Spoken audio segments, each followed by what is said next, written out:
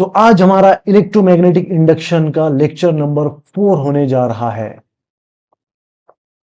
और आज का हमारा टॉपिक है इंडक्शन एंड एनर्जी ट्रांसफर।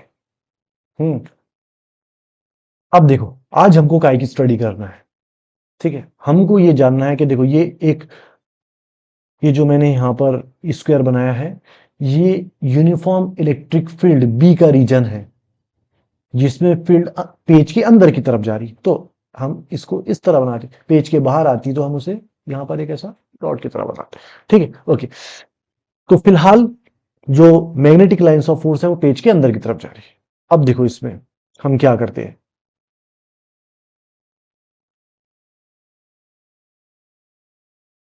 अब हम इसमें एक रेक्टेंगुलर फ्रेम या लूप रखते हैं।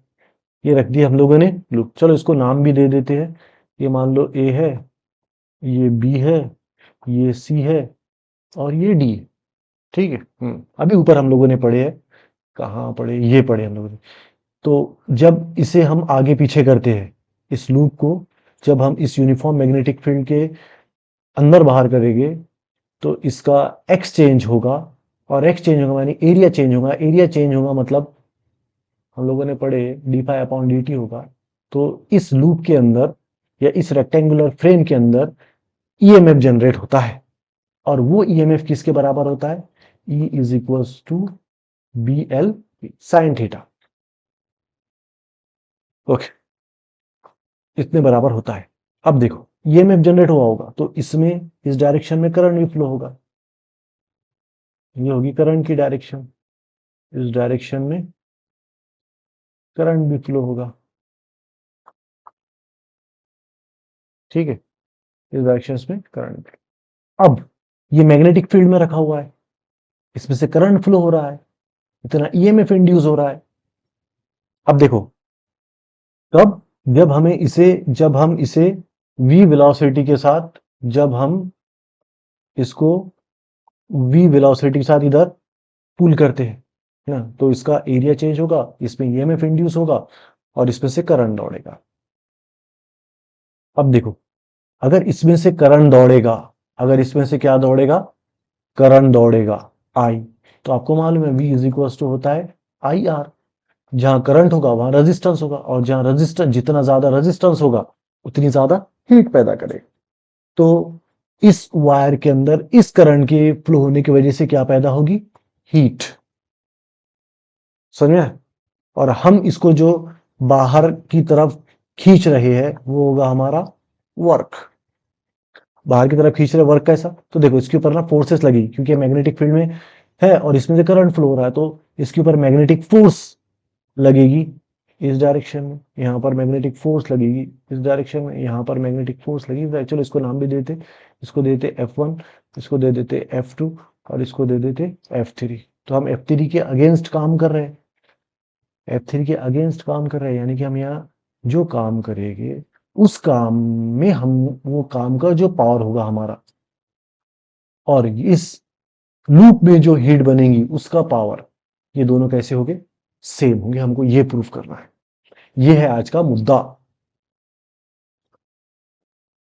Power generated in a loop moved in a external magnetic field. और देखो ऐसा भी पूछ सकता है इस सवाल को, proof that the work done in pulling loop through the magnetic field appear as heat energy in the loop. तो बेसिकली हमको क्या प्रूफ करना है, हमको प्रूफ करना है rate of doing mechanical work, rate of doing mechanical work, rate of doing work बोले तो है ना, इस same exact of rate of production of heat, rate of production of heat, ये दोनों कैसे रहेंगे, एक दूसरे के इक्वल रहे, ये हमको प्रूफ करना है। तो चलो डायग्राम आपको समझ में आ गई, अब आगे बढ़ते हैं हम लोग।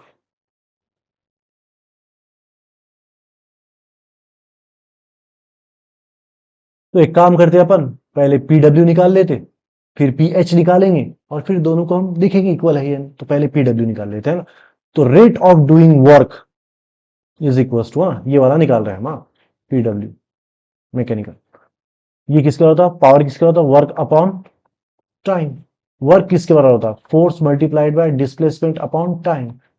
ये क्या है? एक्स डिस्प्लेसमेंट, तो डिस्प्लेसमेंट अपॉन टाइम क्या होता है? वेलोसिटी। ठीक, ओके। अब हमको ये एफ कौन सी फोर्स है? एक्सटर्नल फोर्स है, जो जिसके जरिए हम इस लूप को, इस लूप को हम खींच रहे हैं मैग्नेटिक फील्ड के बाहर, वो एक्सटर्नल फोर्स है वी वेलोसिटी से, जो एफ एक्सटर्नल फोर्स लगा रहे हैं वो है ही। तो पहले ये देखना पड़ेगा हमको, ये फोर्स कितनी होती। ठीक है, तो पहले ये फोर्स निकाल लेते हैं हम लोग, ये वाली फोर्स। अब देखो, उसके लिए फिर से एक और छोटी सी बात समझो। हम क्या करेंगे, ये जो एक्सटर्नल फोर्स है, ये जो यहां पर हम लोग एक्सटर्नल फोर्स लगाएंगे, यहां पर ये जो हम एक्सटर्नल फोर्स लगाएंगे, एक्सटर्नल फोर्स लगाएंगे, वो मान लो F3 के इक्वल और अपोजिट है। देखो F1 और F2 ये एक दूसरे को कैंसिल कर देंगे, है ना। अब हम क्या करेंगे, F3 के इक्वल और अपोजिट फोर्स लगाएंगे।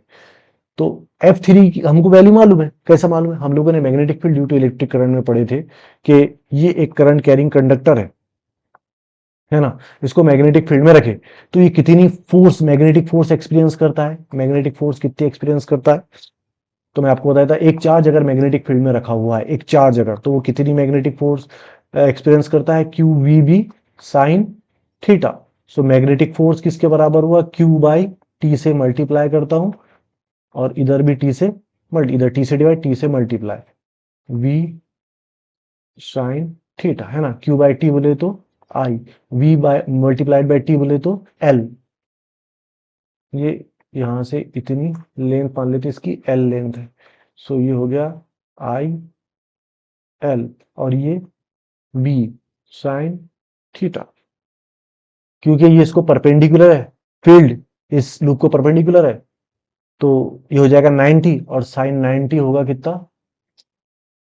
1। तो ये हो जाएगा आई एल, ये हो जाएगा आई एल बी। तो मैग्नेटिक फोर्स जो एडी पे लग रही है वो कितनी है? I L B. ठीक है, अब इसके इक्वल और अपोजिट फोर्स लगाया हम लोगों ने, तो ये है वो एक्सटर्नल फोर्स। तो P is equals to F multiplied by V. इसको नीचे ले लेते थोड़ा सा, देख लो एक बार। हाँ, ठीक है, तो P इज इक्वल्स टू कितना होगा? F multiplied by V. ये क्या है? एक्सटर्नल फोर्स है हमारी। अब यहां पर लेता हूं मैं, हाँ, इसको। So P is equal to F multiplied by V. F क्या है? हमारी एक्सटर्नल फोर्स, जो कि इसके इक्वल और अपोजिट है। ये फोर्स कितनी है? I L B. तो इसके इक्वल और अपोजिट फोर्स लगा रहे हैं, तो हम लिखेंगे P इज इक्वल टू आई, जो भी यहाँ पर करंट आई लिए तो यहाँ पर भी करंट आई, इसकी लेंथ एल लिए तो यहाँ पर इसकी length L, B magnetic field में रखा है तो बी आई एल बी। ये हो गया एफ एक्सटर्नल की वैल्यू मल्टीप्लाइड बाय बी। अब ये करंट है और हमको मालूम है E इज इक्वल्स तो होता है I R. So I is equals to E upon R. अब E इसके अंदर जो ईएमएफ इंड्यूस होता है, ईएमएफ वो कितना होता है? B L B. तो बी एल वी अपॉन ये आई की वैल्यू इस इक्वेशन 1 में पुट कर देते तो हमको मिलेगा P is equal to I की वैल्यू क्या है? B L V upon R. I की वैल्यू क्या है? B L V upon R. ये सिर्फ आई की वैल्यू है, हाँ? और ये आई एल बी भी ये जैसा का वैसा, एल बी बी जैसा का वैसा। तो ये एल इंटू एल हो गया एल स्क्वायर। ठीक है, ये एल इंटू एल हो गया एल, ये बी इंटू बी ये हो गया बी स्क्वायर, ये वी इंटू वी ये हो गया V square divided by R. तो P W that is rate of doing mechanical work किसके बराबर है? L square B square upon R square. अब रेट ऑफ प्रोड्यूसिंग हीट ये निकाल लेते हैं हम लोग। सो ये पी डब्ल्यू निकाल लिया अपन ने, अब पी एच निकाल लेते हैं हम लोग। So P H is equal to W by T. अब हमको इसे चार्ज क्योंकि इसमें चार्ज फ्लो है तो हमको इसको चार्ज से रिलेट करना पड़ेगा। तो हमको मालूम है V इज इक्वल टू होता है W/Q। So W is equal to कितना होगा, VQ, है ना। W इज इक्वल टू क्या होगा, VQ। So W is equal to VQ divided by T। So V divided by T होता है I, rate of flowing charge per unit time is I। फिर से देखो, यहाँ पर है V और यहाँ पर है I, है ना, क्या है, VI। तो V इज इक्वल टू होता है IR, क्योंकि हमको इसको रेजिस्टेंस के साथ रिलेट करना पड़ेगा ना, क्योंकि रेजिस्टेंस तो हीट प्रोड्यूस करता है, तो इसलिए इस V की जगह क्या लिखना पड़ेगा हमको, IR। So rate of producing heat is equal to V की जगह क्या लिखूंगा मैं, IR, और ये I जैसा का वैसा, तो I²R। So rate of producing heat कितना हुआ, I²R। I किसके बराबर है, BLV upon R, BLV upon R, क्योंकि यहाँ I का स्क्वायर है इसलिए यहाँ पर भी आएगा स्क्वायर मल्टीप्लाइड बाय ये आर, ये एक आर से एक आर कैंसल। तो रेट ऑफ प्रोड्यूसिंग हीट कितना हुआ, B²L²V² अपॉन आर। ये होगी हमारी रेट ऑफ प्रोड्यूसिंग, इसको इक्वेशन ए दे देते, और ये होगी हमारी rate of doing mechanical work, और ये हो गया हमारा रेट ऑफ प्रोड्यूसिंग हीट। अब आप इन दोनों को एक दूसरे से अगर कंपेयर करेंगे तो देखिए ये इक्वल है, ये क्या है, इक्वल है, यानी कि rate of doing mechanical work is, actually अपन यहां लिख सकते हैं कि, इसलिए हम लोग यहां लिख सकते हैं rate of doing mechanical work is same as rate of production of heat energy. ठीक, इक्वेशन ए और बी से ही प्रूव होता है। That's it for